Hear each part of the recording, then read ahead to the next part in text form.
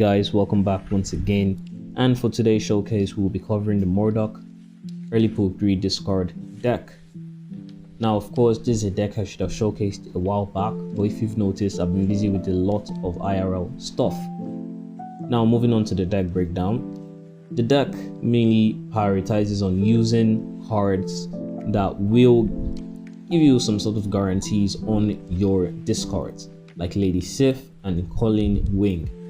Now of course this deck only takes advantage of 2 pool 3 cards, which are Collen Vulture and Moon Knight, with Collen Vulture being the most important pool 3 card for the deck. Now Moon Knight of course can be replaced, but be replaced by Swordmaster, Hellcow or Gambit, if however you see fit, but I personally prefer Moon Knight because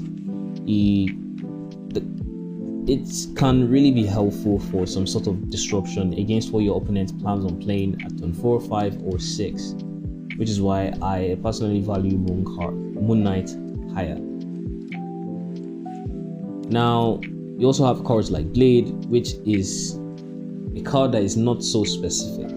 On reveal, discard a card from your hand. Now Blade in some cases is just absolutely destroys your entire game plan.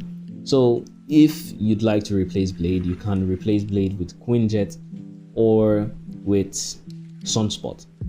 But in most cases I never really play Blade unless I know what I have in my hand needs to be discarded, basically.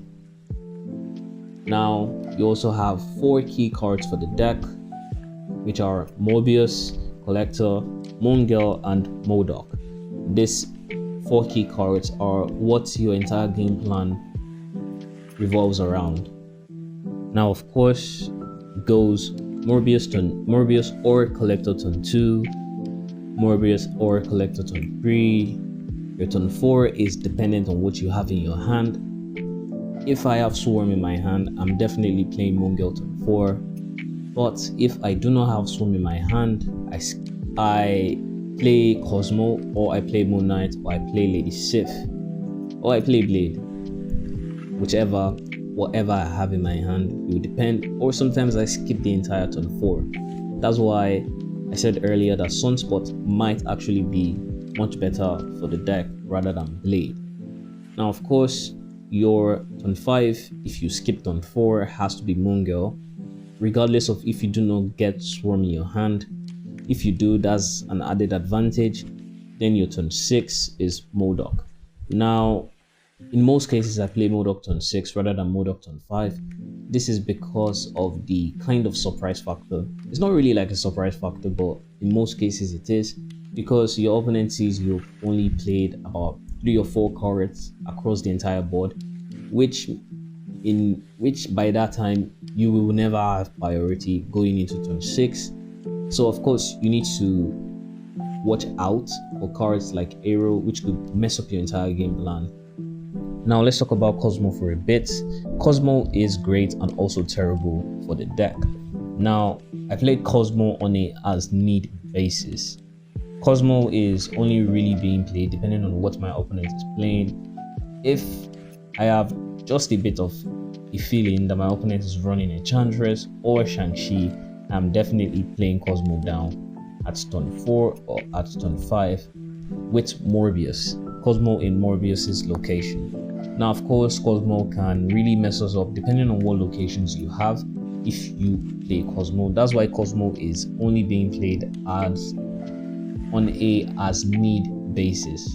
Now of course if you do not like how Cosmo interacts with the deck, which in some cases I do not like that as well, you can replace Cosmo with Armor. Now just keep in mind that it's not every single time your game plan takes its place. So Cosmo is also really nice for some side play disruption against Wong decks and against unrevealed cards. So you just need to keep that in mind as well. Thank you, and let's get straight into the showcase.